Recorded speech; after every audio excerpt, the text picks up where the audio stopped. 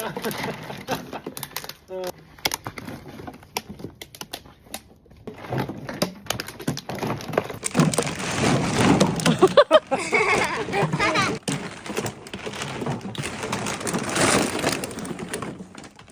nakaraang buwan ay sa machine kami nagbenta ng mga ganyan.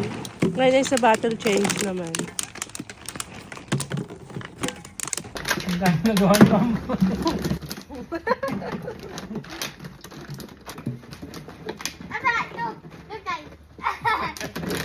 Ayun pa sa likod mo, ayaw mo.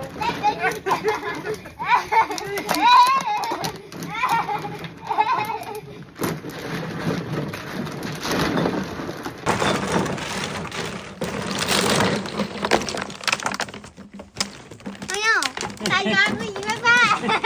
Ay, sakit pa to. Tayo ako yung iba. Aba. Bakit mo yun?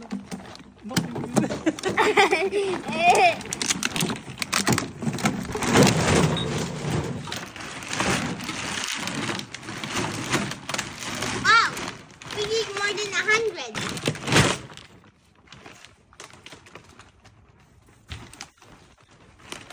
Nakarami na kami, oh. Pagkano kaya to? Diba nga? Aba, Gigi. Ay, Gigi. No, it's easier. Well.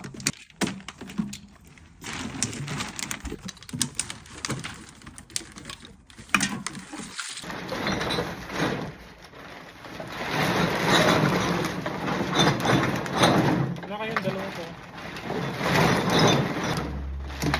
Si Ayawin. Can you do it, Mom? Oh. See, it's when I point and then it goes with that one.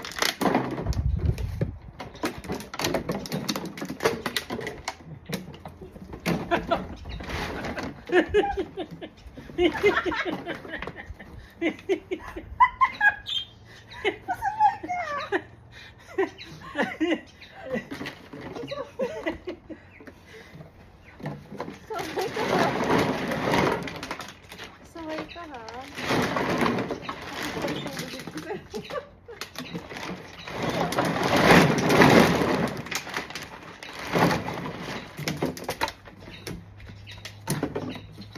Sana ganito sa Pinas, no? Yung mga ganitong custard pattern. Ay, binibili. Tapos ito, yung mga ganyan, yung lagayan ng Yakult. Sana ganyan din sa Pinas.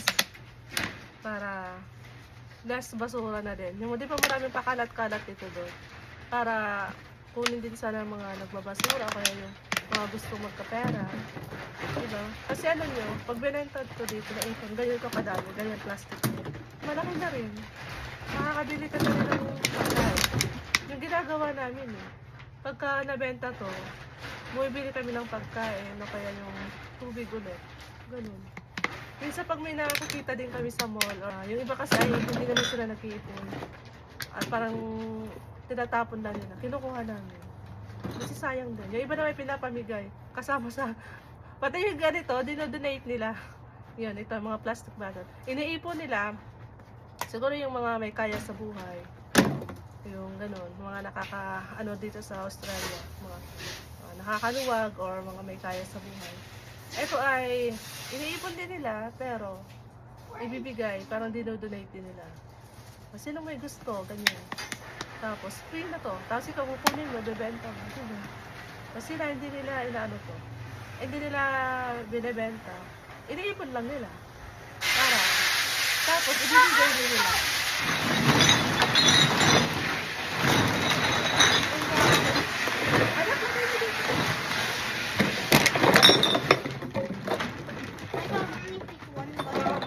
Ako maglalagay.